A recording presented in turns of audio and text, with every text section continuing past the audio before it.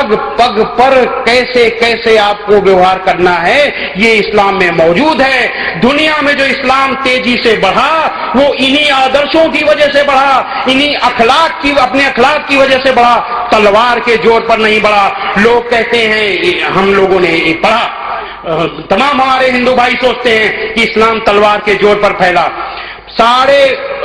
मोहम्मद शहाबुद्दीन गोरी सन 1192 में इस दिल्ली के तख्त पर बैठ गए थे। तब से लेकर औरंगजेब के बाद तक 550 साल लगातार हुकूमत की। 550 साल सुनने में ऐसे ही लग रहा है, लेकिन कितने होते हैं जरा इसका अंदाजा लगाइए कि 200 साल कितने होते हैं। 200 साल पहले आपके दादा के दादा के दादा के दादा यानी 8वीं पुश्त के पुरखे मौजूद थे। पिता नहीं, दादा यानी ग्रैंडफादर। दादा के दादा के दादा के दादा 8वीं पुश्त के पुरखे मौजूद थे। इसमें से शायद ही कोई अपनी 8वीं पुश्त के पुरखे का नाम जानता हो। जिनकी औलाद हैं उनका नाम 200 साल में भूल गए, और 550 साल कितना होता है आप समझ लीजिए। 550 साल लगातार इस देश में मुसलमानों की हुकूमत चलती रही। मुस्लिम बादशाहों के मुंह से निकला शब्द कानून था, वो किसी संविधान से नहीं बने थे, जो मुंह से निकल गया वही संविधान। इसके बाद भी 550 साल की लगातार हुकूमत के बाद जब इस देश में अंग्रेज आए तो मुसलमानों की संख्या केवल 20% थी, केवल 20%। अगर इस देश में तलवार के जोर पर इस्लाम फैला होता तो एक भी हिंदू न दिखाई देता, सारे के सारे मुसलमान होते। कोई रोकने वाला नहीं था उनको निरंकुश शासन था। लेकिन ऐसा नहीं हुआ। ये अंग्रेजों की डिवाइड एंड रूल की पॉलिसी की वजह से इतिहास लिखाया गया। और सबसे बड़ी बात है कि अंग्रेज विदेशी थे, उन्होंने इतिहास लिखाया सो लिखाया। 1947 में जब देश आजाद हो गया, देश की बागडोर ऐसे व्यक्ति के हाथ में आई जो अपने को इतिहास का विद्वान बताते थे, जिन्होंने डिस्कवरी ऑफ इंडिया लिखा। उन्होंने इस इतिहास को क्यों चलाया, इस झूठे इतिहास को क्यों चलाया, और लगातार 30 साल वो एक हुकूमत करते रहे और लगातार वो इतिहास पढ़ाया जाता रहा।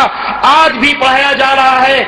मूल आजादी के बाद के 64 सालों में से 58 साल, 59 साल, लगभग 59 साल ये सेकुलर इस देश में हुकूमत करते रहे और मुसलमानों के वोट पर हुकूमत करते रहे सेकुलर। इसके बाद भी इस इतिहास को क्यों नहीं बदला गया?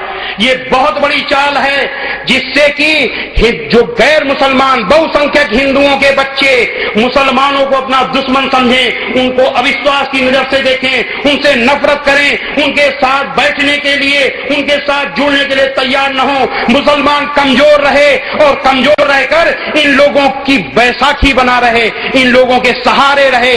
इसलिए बहुत बड़ी चाल थी डिवाइड एंड रूल की पॉलिसी। अंग्रेज चले गए, लेकिन पॉलिसी को इस देश के सेकुलर लोगों ने पकड़ लिया और मुसलमानों के जज्बातों को भड़काकर मुसलमानों के जज्बातों से खेलते रहे, हुकूमत करते रहे, और इस देश का मुसलमान उनकी इस चाल में फंस गया। सबसे बड़े दुख की बात है। तो औरंगजेब, बात अधूरी रह जाएगी अगर औरंगजेब का नाम नहीं लेंगे। औरंगजेब को सबसे ज्यादा बदनाम किया गया।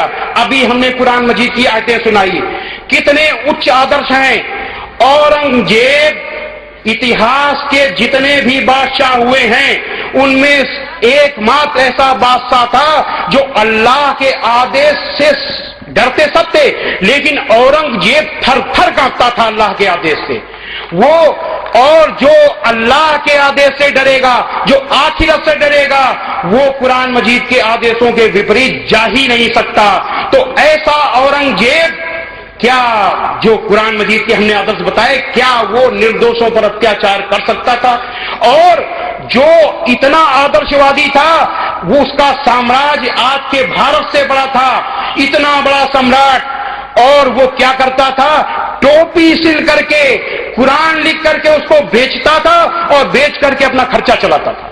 इतने बड़े देश का सम्राट जो चाहता बादशाहों के बादशाह की तरह जो है ऐसे रहता, लेकिन टोपियां सिलकर कुरान लिखकर उसको बेचकर खाता, अपना खर्चा चलाता था। ऐसा ऐसा बादशाह, अल्लाह से डरने वाला बादशाह, इंसानियत के खिलाफ कुछ कर ही नहीं सकता था। ये केवल उस इतिहास की करामात है। प्रोफेसर विश्वम्भरनाथ पांडे, जो उड़ीसा के गवर्नर भी रहे हैं, उन्होंने एक किताब लिखी है, इतिहास के साथ ही अन्याय। उसको आप देखिए कि औरंगजेब कितना भला बादशाह था। ये केवल गलत इतिहास पढ़ाया गया। खैर, तो ये तो हमने कुछ कुरान मजीद की आयतें बताई। हजरत मोहम्मद सल्लल्लाहु अलैहि वसल्लम ने क्या कहा, इसके बिना बात अधूरी रह जाएगी। हजरत मोहम्मद सल्लल्लाहु अलैहि वसल्लम ने एक बार कहा, अल्लाह की कसम वो मुसलमान नहीं, अल्लाह की कसम वो मुसलमान नहीं, अल्लाह की कसम वो मुसलमान नहीं। आपसे पूछा गया है, अरे अल्लाह के रसूल कौन? आपने कहा वो जिससे उसका पड़ोसी परेशान हो, जिससे मुसलमान परेशान ना हो, जिससे उसका पड़ोसी परेशान हो, वो चाहे जो हो, वो इंसान जिससे परेशान हो। ये हजरत मोहम्मद सल्लल्लाहु अलैहि वसल्लम, ये इस्लाम। और एक बार कुरान मजीद की एक आयत है, आयत सूरा नंबर 7 की आयत नंबर 199 में अल्लाह आदेश देता है कि ऐ मोहम्मद, क्षमा की नीति अपनाओ और भलाई का हुक्म देते रहो और अज्ञानियों से किनारा कस लो। हजरत मोहम्मद सल्लल्लाहु अलैहि वसल्लम अल्लाह के आदेशों पर अक्षरशः चलने वाले, आप क्षमा की मूर्ति थे। एक बार आपसे मिलने एक देहाती आया, वो गैर मुस्लिम था, मस्जिद में आया, उसको पेशाब लगी तो खड़े खड़े मस्जिद में पेशाब करने लगा। मुसलमान उसको मारने के लिए दौड़े। हजरत मोहम्मद सल्लल्लाहु अलैहि वसल्लम ने देखा और कहा, खबरदार, उसको मारना नहीं। मुसलमान इस दुनिया में लोगों को दुश्वारियां पैदा करने के लिए, परेशानियां पैदा करने के लिए नहीं आया। मुसलमान इस दुनिया में रहमत के लिए आया है। जाओ एक डोल पानी लाकर इसको बहा दो और इसको केवल समझा दो। लेकिन क्या मुसलमानों का अखलाक जैसा है? अगर कोई गैर मुस्लिम मस्जिद के नीचे अगर पेशाब कर दे और कुछ अगर जो है समझदार लोग बीच में न पड़े तो हो सकता है दंगा हो जाए। वो सब्र नहीं है जो अल्लाह के रसूल सल्लल्लाहु अलैहि वसल्लम ने दिखाया। एक बार एक गैर मुस्लिम आपके पास आया और बड़ी बदतमीजी से बोला, कहने लगा, ऐ मोहम्मद, मेरे ये 2 ऊंट हैं और ये जो तुम्हारे पास माल है ये न तुम्हारा है न तुम्हारे बाप का, इसको हमारे ऊंटों पे लाद दो। अल्लाह के रसूल सल्लल्लाहु अलैहि वसल्लम को जरा भी गुस्सा नहीं आया। आपने हंस करके कहा कि ये माल मेरा नहीं है, ये अल्लाह का है। अच्छा ये बताओ कि तुमने जिस तरीके से बात की है, क्या तुमको जरा भी इससे डर नहीं लगा? उसने कहा, नहीं, बिल्कुल नहीं। आपने कहा, क्यों? उसने कहा कि मुझे विश्वास है कि तुम बुराई का बदला बुराई से नहीं देते।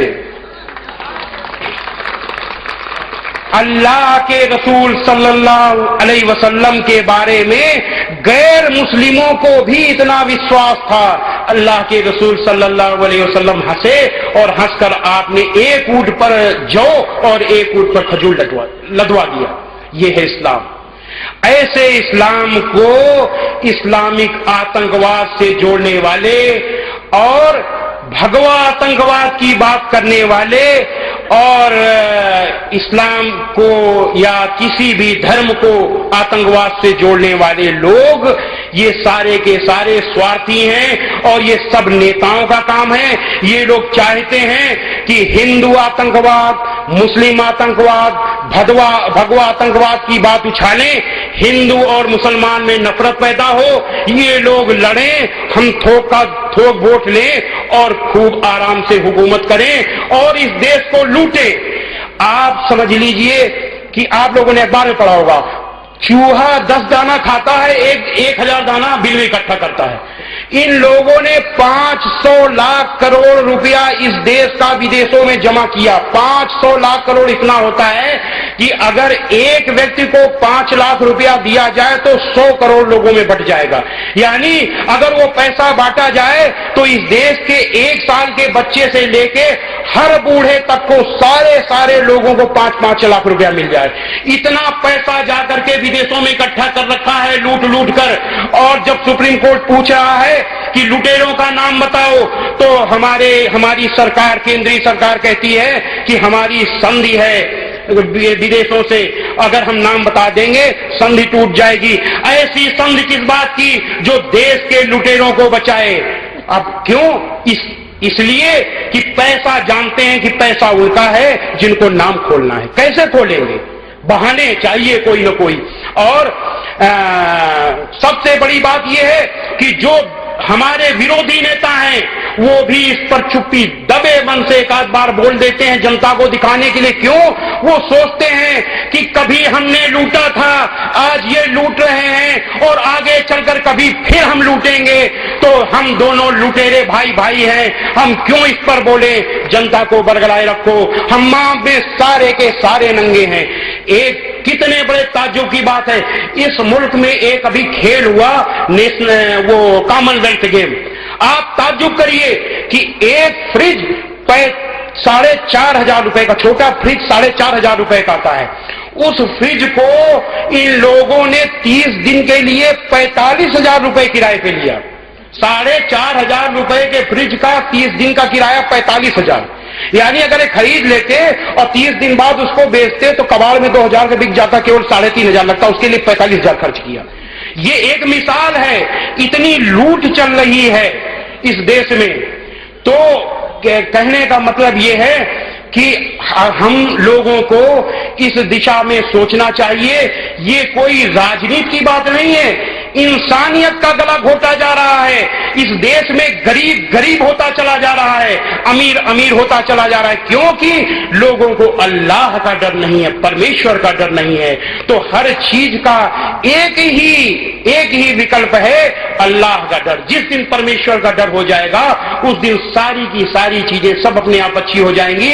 और ये नेता क्यों कहते हैं धार्मिक लोगों को कि धार्मिक लोगों का काम है धर्म का काम करना, इनको राजनीति में नहीं आना चाहिए। क्यों नहीं आना चाहिए? कि अगर धार्मिक लोग राजनीति में आ जाएंगे तो इन लोगों की छुट्टी हो जाएगी, राजनीति अच्छी हो जाएगी, ये गंदे लोग चले जाएंगे। इसलिए जब देखो तब स्लोगन उछालते रहते हैं। इनका क्या काम है? ये अपना धर्म कर्म करें, ये राजनीति इनका काम नहीं है। राजनीति क्या तुम्ही लुटेरों का काम है?